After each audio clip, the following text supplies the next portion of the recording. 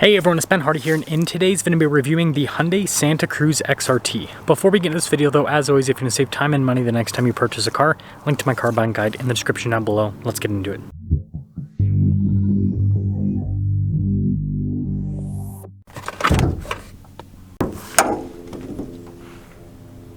Under the hood, we have a turbocharged 2.5 liter 4-cylinder that goes through an 8-speed automatic transmission. Fuel economy is 19 around town and then 27 on the highway, with power outputs being 281 horsepower and then 311 pound-feet of torque.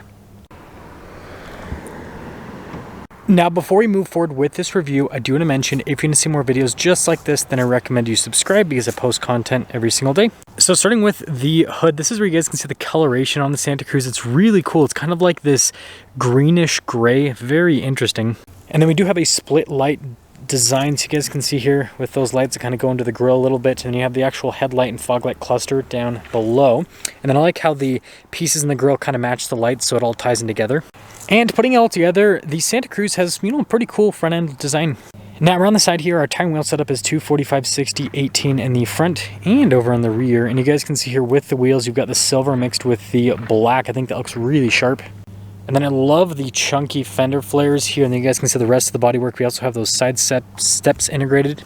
And then here is your full side view with Santa Cruz. Now taking a look at the key fob, we have our lock and unlock function. You got the drop down for the tailgate, that's for the alarm, and then you guys can see with the remote start and then the Hyundai logo on the back. Now popping into the bed, you guys can see we already have protection from the factory, and we have the cool storage space underneath here in the bed as well, which adds to the practicality. But yeah, decent sized bed for such a small vehicle. And then this does have the tonneau cover, which you guys can see latch versus slide, and you can just push it in. It's a pretty easy system to use. And then by the way, when you have it all the way here, then you pull the latch back, so that'll lock everything in place. But yeah, I think it's pretty simple, and then that's pretty light. Cool taillight design here, and then you guys can see the rest of the badges, including the XRT badge. And then we do have bumper steps on either side. And putting it all together, let me guys think about the Santa Cruz. Now taking a look at the door panel on the back, it's actually not even soft touched at the bottom, which is interesting. We do have a cup holder there, and the door handle itself, at least that looks nice. And then taking a look at the seats, you can see perforated all down the center portion. And then legroom in the back is pretty good. We also have a little storage pocket right there. We do have a manual operation for the rear window, and then headroom, it's good. And then taking a look at the door panel itself, you guys can see, again, not soft touch there at the top, but we do start to have some soft touch trim once you get down to this section. Also, I like this that goes across, it's pretty cool. Do have blind spot monitoring with the mirrors. Here's all of your window controls here. And then for those of you wondering, payload, 1,411 pounds. And then taking a look at the front seat, again, perforated all down the center portion, power adjustments on the side. And then we have this for the little light there in the back. And you guys can see with the stability control. And then the dash itself, it does have soft touch at the very top, at least.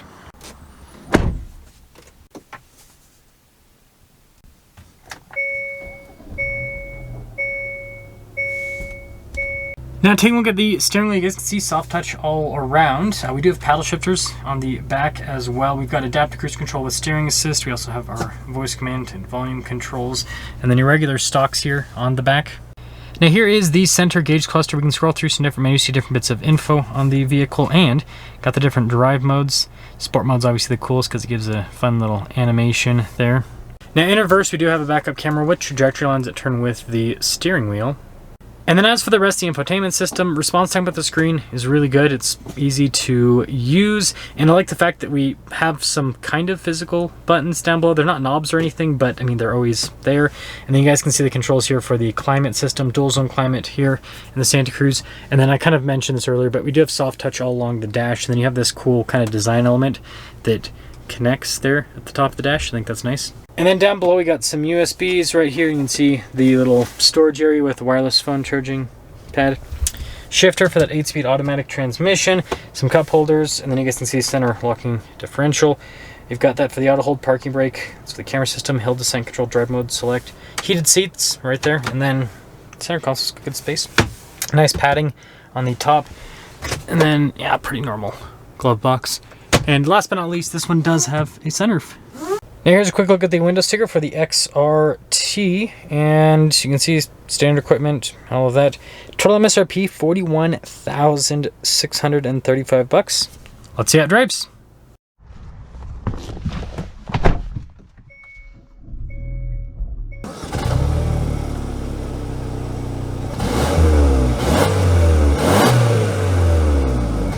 Let's talk about visibility before we set off. Here's your visibility over the hood, both the mirrors, your blind spot monitoring, throughout the rest of the rear, and let's set off. So, setting off in the Santa Cruz, cruising in the Santa Cruz, right? First off, I will say ride quality it's nice. It's comfortable. And yeah, it's good. So I've been living with this for a week, and I can tell you that there's a lot that I do like about this vehicle. So seat comfort's good, and we'll actually pop into the sport mode, which, man, some of you guys are gonna judge me. I don't even use the drive modes like in like my day-to-day driving whenever I have a car that I'm testing out. And that's just because, like, I don't know. I don't know about you guys, but I'm just like, whatever. I'm just going from A to B most of the time, so there's no reason for me to use drive modes. But sport mode, punch it. Pretty quick, right? A lot quicker than the slow coma in front of us. Tesloma. Haha! See what I did there? But anyways, it's got good power with this turbocharged 4-cylinder. Dual clutch is pretty smooth. Not the fastest on the planet, but pretty smooth overall. So I'd say, you know, from a driving perspective, it's good. It's really good. Now, some other stuff, you know, in terms of like highway driving and all that, it's got pretty good passing power. And again, it's comfortable. Like, it's just a good, like, A to B type car. It's a really good car. It just drives well. So that will now get me into talking about things that I guess I don't like about the Santa Cruz. First off, you know, when you compare it to other pickup trucks, it's technically, you know, less expensive, but for what you're getting from a pickup truck perspective, it's not necessarily the best value. And what I mean by that is, I mean, this thing has, you know, decent payload, decent towing, but it's not the craziest. But it's pretty small too, and so like being over $40,000 and all of that, I don't know. And I mean, the Ford Maverick, right, is the only other like vehicle we have that's like a real competitor to this. And the Ford Maverick has gotten more expensive over time, but I mean, you can get Ford Mavericks that are, you know, under $30,000. Now you can get less expensive Santa Cruzes, but they won't have the turbocharged engine. So yeah, I think that they made this just slightly too expensive. Like, I'd say probably like $3,000–4,000 too expensive with all the packages. If it was just $3,000–4,000 less, I think that'd make a lot more sense. It'd be a much better value overall. But I mean, this vehicle at the end of the day is trying to be a utility vehicle, and I think it does a good job with that. So with that being said, let me know what you guys think about the Santa Cruz, and let me know if you get this over the Ford Maverick, and let me know if this is your favorite fake truck. See ya.